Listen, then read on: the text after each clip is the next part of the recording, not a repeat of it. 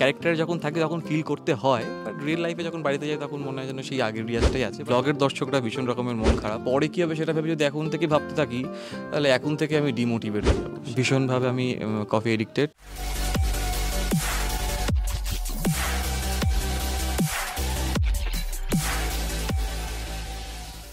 Welcome to we spot you. আছি বৌচুরি সেটার, আমাদের সাথে আছে রিয়াজ। কেমন আছো একটু শুনি? ভীষণ ভালো আছি, তোমরা কেমন আছো বলো? বেশ চলছে।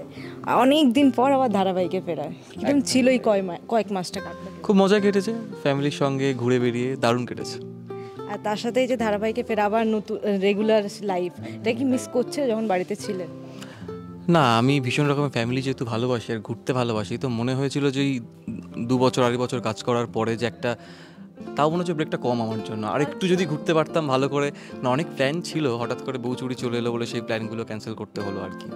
আচ্ছা রিয়াজ, এই চরিত্রটাকে বাঁচলে কেন? আগের চরিত্রটা দেখেছিলাম একদম এলিগেন্ট একটা ভদ্র ছেলে, এই চরিত্রটা কেন এরকম ঐতিহাসিক একটা ক্যারেক্টার, সাহিত্য বিশেষ? এটাই চ্যালেঞ্জ। ওকে।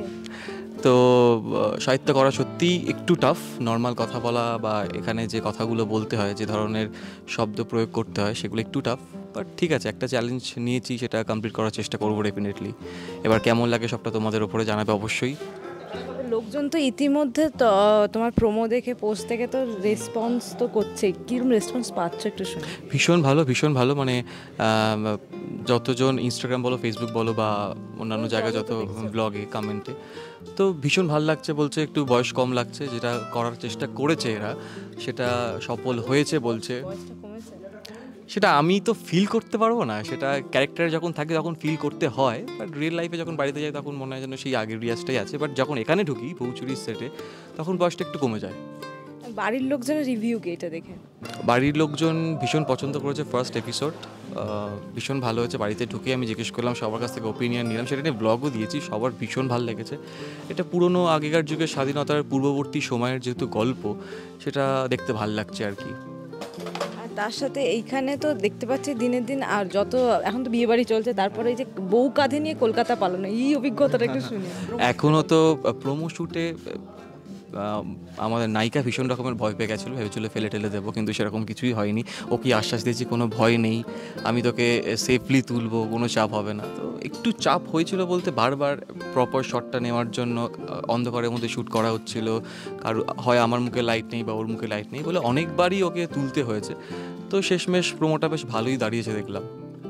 এই তার সাথে অয়নার সাথে কি আগে আলাপ ছিল তো? হ্যাঁ, যেহেতু আমাদের ভি লাইনেই শ্যুট হতো, ওদের কমলা আর আমাদের গাঁটছড়া দুটোই ভি লাইনে, এমনি সময় দেখা হতো। বা আমার যিনি মা হতেন সৈনিধি মনে হচ্ছে ওরও শাশুড়ি মা হয়েছিলেন, তো সেই সূত্রে সৈনিধির সঙ্গে গল্প করার জন্য যেতাম ওই সেটে, তো তখন দেখা হতো, এমনি হাই হ্যালো হয়েছে। বাট এখন এখানে আমাদের বন্ডিংটাও খুব ভালো, এমনি আমরা গল্প করি। ও পেটস লাভার, মানে পশু পাখি পছন্দ করে, আমিও পছন্দ করি, সেই নিয়ে কথাবার্তা চলে, এমনি ভালো বেশ। ছোট সাথে কোপাপ করতে যদি অসুবিধা পরিস্থিতি? না না না না, সেটা নিয়ে কোনো অসুবিধা হয়নি। আর তার সাথে পুরনো ধারাবাহিকের লোকজনের সাথে কথাবার্তা হয়েছে, দেখা সাক্ষাৎ হয়েছে? হ্যাঁ, আমার সবার সাথে কথা হয়।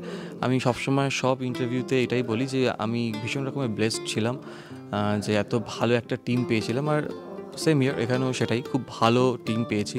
তো আগের সবাই আমাকে ফোন করেছে, টেক্সট করেছে, কংগ্রাচুলেট করেছে, তো ভালো। আর তার সাথে তো সোশ্যাল মিডিয়ায় কি এখন কয়েকদিন কম অ্যাক্টিভ থাকছো শুটিংয়ের চাপে? হ্যাঁ, এবার যেটা হতো, আমি যেহেতু ব্লগ করতাম, ধরো দিনে 4টে ব্লগ করতাম, হ্যাঁ, কিন্তু এখন সেটা খুব কমে গেছে। সেই জন্য ব্লগের দর্শকরা ভীষণ রকমের মন খারাপ, বাট চেষ্টা করি দিনে অন্তত একটা ব্লগে হলেও আমার মুখ দেখানোর। এই চেষ্টাটা সময়টা পাচ্ছ কোথায়, এনার্জিটা? শুটিং এনার্জি সত্যি, মানে গিয়েও একটা করতে হয়, কারণ যখন আগের মাঝখানে আমার দাদা ব্লগ বানায়, ওকে বলেছি একটু অন্তত অ্যাক্টিভ রাখবি, তো ও বলে ভাই সবাই শুধু বলছে যে কেন তোমাকে দেখা যাচ্ছে না, তোকে কেন দেখা যাচ্ছে না। তো আমি চেষ্টা করি অন্তত একটা ব্লগ দিনের শেষে গিয়ে দেওয়ার। বাট মাঝে মাঝে যখন এখানে খুব লেট হয়ে যায়, এতটাই ল্যাথকে যায়, বাড়িতে গিয়ে মনে যেন স্নান করে শুয়ে পড়ি। তো চেষ্টা করি সব দিকটাই বজায় রাখার আর কি। রিয়াজ পজিটিভ থাকে কিভাবে একটু যদি জিজ্ঞাসা করি? কফি, ভীষণভাবে আমি কফি এডিক্টেড। আমার মাঝে মাঝে মনে হয় যেন কোনো আওয়াজ শুনতে চাই না, কোনো লাইট চাই না, জাস্ট একটা কফি, আর আমার মি টাইম 10 মিনিট দাও, আমি আবার ফের অ্যাক্টিভ হয়ে যাবো। ওকে। আর এই নেগেটিভিটিটা কাটাও কিভাবে? অনেক তো নেগেটিভ কমেন্টসও আছে, অনেক নেগেটিভ কথাবার্তা। না, আমি নেগেটিভ কথাবার্তা যদি বলতে গেলে আমি এগুলো চোখ দিই না, কারণ যারা সোশ্যাল মিডিয়াতে অনেক দিন ধরেই রয়েছে না, তারা এটার সাথে ডিল করে ফেলে কোনোভাবে, তো আমার কোনো যায় আসে না সেটা নিয়ে। শুরুটা তো সোশ্যাল মিডিয়া দিয়ে। হ্যাঁ, একদমই তাই। সেইজন্য এখন আর যদি কোনো নেগেটিভ, এই যেমন মেয়ে হয়ে গেল হিরোইন, এটা নিয়ে প্রচুর কথাবার্তা হচ্ছে, সেটা নিয়ে আমার এরকম করে দেখলে তো কাজই করতে পারবো না, তাই না? মানে বিভিন্ন সিরিয়ালে চরিত্রগুলোও চেঞ্জ হবে, তো এরকমভাবে দেখতে গেলে কাজই করা যাবে না, তো সেগুলো আমি অতটা কান দিই না।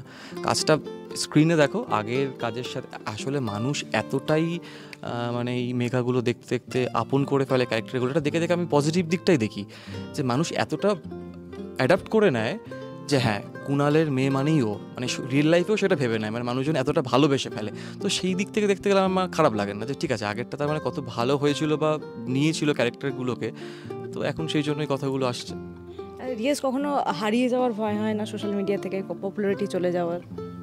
না, আমি করতে থাকি নর্মাল, আমি অত কি হবে Views পরে, পড়ে যাওয়া বা- ভিউজ তো হয়, যেমন এখন দেখো যে ব্লগ দিচ্ছে না, ভিউজ একটু কমছে, আবার যখন শুরু করবো তখন হয়ে যাবে ঠিকঠাক, অত ভাবলে আর চলবে না, মানে পরে কী হবে সেটা ভেবে যদি এখন থেকে ভাবতে থাকি, তাহলে এখন থেকে আমি ডিমোটিভেট হয়ে যাব, সেগুলো নিয়ে এখন ভাবছি না। বেশ, এইভাবেই মোটিভেটেড থাকো, নতুন নতুন কাজ উপহার দাও, দর্শকদের শেষে কি বলবো? থ্যাংক ইউ, এটাই বলবো যে আগের কাছে প্রচুর ভালোবাসা পেয়েছি, তোমাদের সবার কাছে এখন এটাই অনুরোধ যে এই কাজটাতেও দেখো তোমরা সবাই আকাশ আটের পর্দায় প্রচুর প্রচুর প্রচুর ভালোবাসা দাও, আর কেমন লাগছে অবশ্যই সোশ্যাল মিডিয়ার কমেন্ট বক্সে গিয়ে তোমরা জানিও। আর হ্যাঁ, তোমাদের জন্যই সব কিছু করা, তোমরা দেখো বলেই আমরা আরও এনকারেজ হই, আরও এন্টারটেন করতে থাকি তোমাদেরকে, তো এইভাবেই পাশে থাকো, এইটুকুই আশা করবো।